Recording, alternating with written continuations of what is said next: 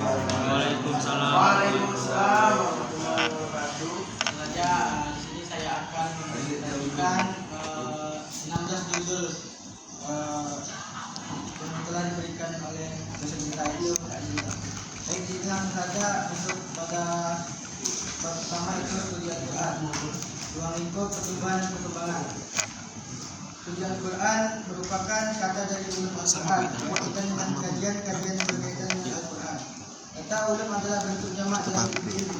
Ilmu yang berarti paham atau menguasai. Al-Quran adalah kalam firman Allah yang merupakan mukjizat yang diturunkan kepada Nabi Muhammad SAW melalui malaikat Jibril. Al-Quran dapat dipahami bahwa ulum Al-Quran adalah suatu ilmu yang mempunyai ruang lingkup pembahasan yang sangat luas. Jadi semua ilmu yang ada kaitannya dengan Al-Quran. Karena luasnya ruang lingkup Al-Quran, sehingga sebagian ulama mengatakan bahwa objek kajian ulum Al-Quran itu luas tak terbatas. Oke, pertumbuhan dan perkembangan. Pada masa Rasulullah SAW dan para sahabat, pemerintah Abu Bakar dan Umar, ilmu Al-Quran belum dikenal sebagai suatu ilmu yang berdiri sendiri dan tertulis. Hal itu karena para sahabat adalah orang-orang Arab asli yang dapat merasakan struktur bahasa Arab yang tinggi dan mampu memahami isi Al-Quran. Bab 2, sejarah turunnya Al-Quran. Pengertian wahyu. Wahyu adalah informasi yang disampaikan secara tersembunyi dan cepat kepada orang tertentu. Menurut Muhammad Yasir, wahyu berarti isyarat, bisikan atau pemberitahuan secara tersembunyi. Menurut Muhammad Fuad Abdul Al-Baqi, wahyu adalah informasi tersembunyi dan cepat dalam Al-Quran. Kata wahyu disebut 78 kali. Berikutnya bab 3, ilmu jamak Al-Quran. Pengertian ilmu jamak. Ilmu jamak Al-Quran adalah ilmu yang membahas penghimpunan, penulisan dan pemeliharaan Al-Quran. Tujuannya untuk menjaga kemurnian dan keaslian Al-Quran melalui proses hafalan dan penulisan. Pengumpulan Al-Quran pada masa Nabi. Hafalan. Para sahabat menghafal Al-Quran karena budaya Arab kuat dalam ingatan. Penulisan. Nabi memerintahkan penulisan wahyu di media seperti pelepah, kurma, kulit binatang dan tulang. Pengertian qiraat. Secara bahasa bentuk jamak dari qiraat. Secara istilah ilmu tentang cara membaca Al-Quran dan perbedaannya yang bersumber dari Rasul. Definisi menurut Abu Syamah, qiraat adalah ilmu tentang cara mengucapkan kalimat Al-Quran beserta perbedaannya. Asal-usul qiraat. Qiraat berasal dari cara bacaan Al-Quran yang diajarkan Rasulullah SAW dan diriwayatkan para ulama.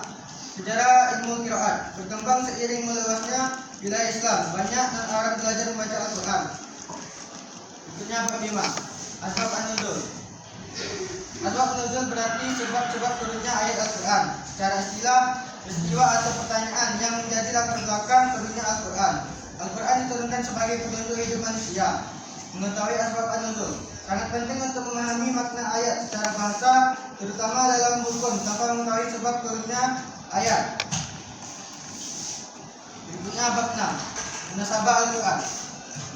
Munasabah adalah hubungan atau keterkaitan antara ayat dengan ayat atau surat dengan surat dalam Al-Quran, baik sebelum maupun sesudahnya.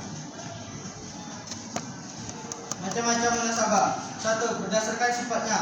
Zahir al-irtibat, hubungan yang jelas dan tampak kuat antar ayat. 2.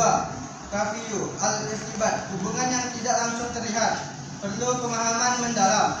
Faedah ilmu munasabah menunjukkan Al-Quran sebagai satu kesatuan yang utuh dan sistematis. Berikutnya bab 7, Makkiyah dan Madaniyah. Makkiyah dan Madaniyah. Makkiyah ayat yang turun sebelum hijrah Nabi Muhammad SAW. Madaniyah ayat yang turun setelah hijrah, umumnya di Madinah dan di sekitarnya. Berikutnya bab 8, Muhkam dan Muhkamat.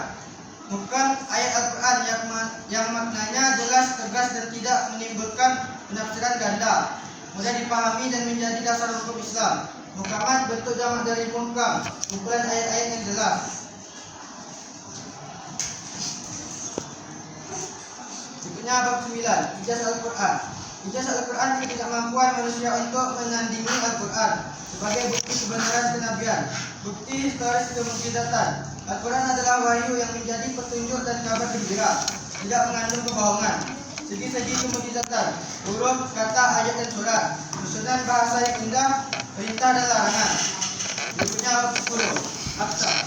Aqsam bentuk jamak dari qasan secara istilah sumpah dalam Al-Quran untuk menegaskan dan menguatkan kebenaran informasi.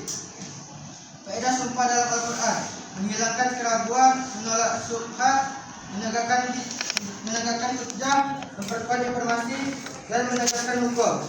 Peran penting qasam memiliki nilai penting dalam pendidikan Islam, menjadi cara Al-Quran dalam menanamkan keyakinan dan pemahaman. Berikutnya bab 11. Pengertian qasas Al-Quran.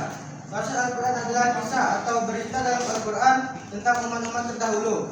Kata qasas berarti berita, berarti cerita, berita atau mengikuti jejak yang benar.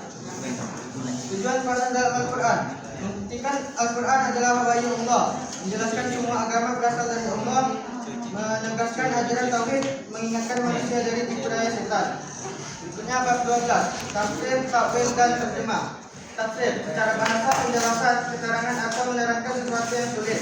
Secara istilah, ilmu untuk menjelaskan makna Al-Quran, maksud ayat baik secara langsung maupun isyarat. Takwil adalah kembali kepada asal atau makna sebenarnya, atau menjelaskan makna suatu lafaz. Intinya takwil penafsiran lebih dalam, penentuan makna yang paling tepat. Terjemah yaitu memindahkan makna dari bahasa Arab ke bahasa lain. Berikutnya bab 13. Al-Quran dan sains. Terdapat 3 pandangan ilmuwan muslim. Buddhisme, sains modern dianggap sudah terdapat dalam Al-Quran. Islamisasi sains, mengembangkan ilmu pengetahuan agar sesuai dengan nilai-nilai Islam. Paradigma baru, menggabungkan ilmu, agama, dan sains dalam suatu sistem pengetahuan. Al-Quran sebagai sumber inspirasi ilmiah, mendorong pencarian ilmu. Al-Quran mengajak manusia berpikir, mengamati, dan meneliti alam semesta. Berikutnya bab 14. Pandangan terhadap orientasi Al-Quran.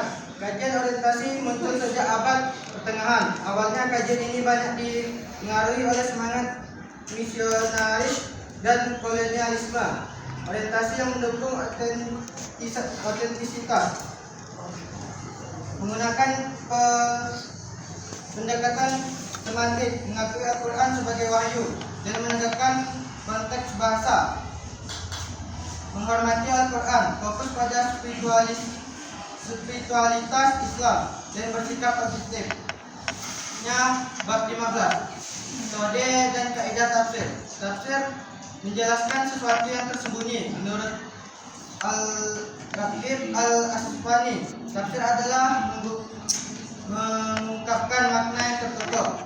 Metode tafsir. Tafsir bi al-mansur, penafsiran berdasarkan sumber yang sahih seperti Al-Quran dengan Al-Quran.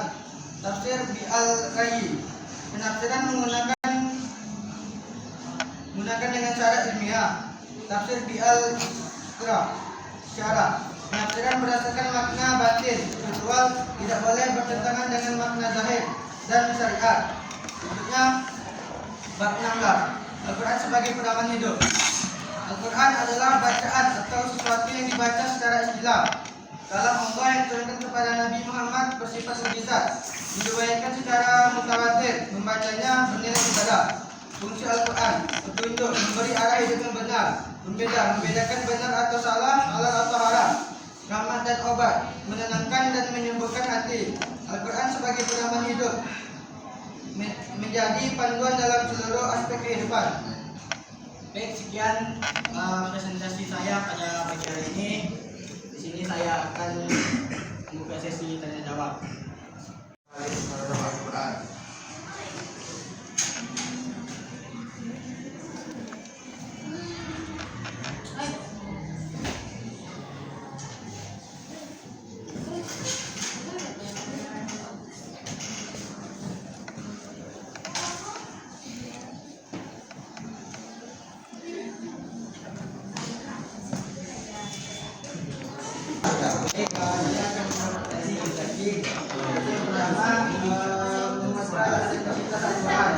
Mereka berpendapat bahwa Al-Quran adalah wahyu dari Tuhan, melainkan hasil karya manusia.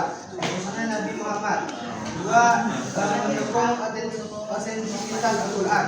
Mereka mengakui bahwa Al-Quran adalah wahyu ilahi dan berusaha memahaminya secara objektif dan ilmiah.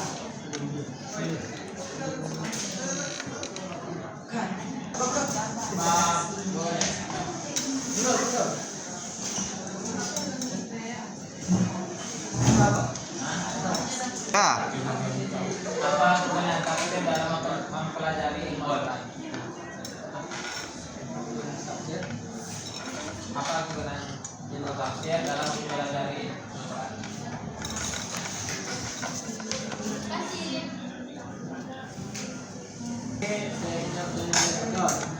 Itu ilmu untuk menjelaskan makna Al-Quran, maksud ayat baik secara langsung maupun isyarat.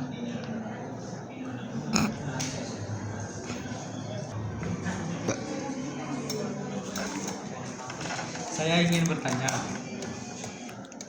apa manfaat kita untuk mengetahui tentang wahyu?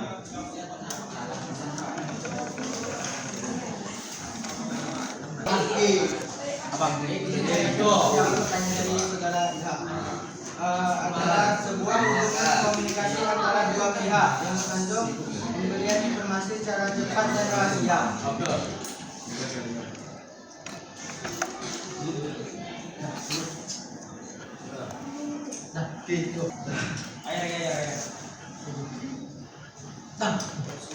Baik, sekian presentasi saya pada pagi hari ini. Saya akhiri. Assalamualaikum warahmatullahi wabarakatuh.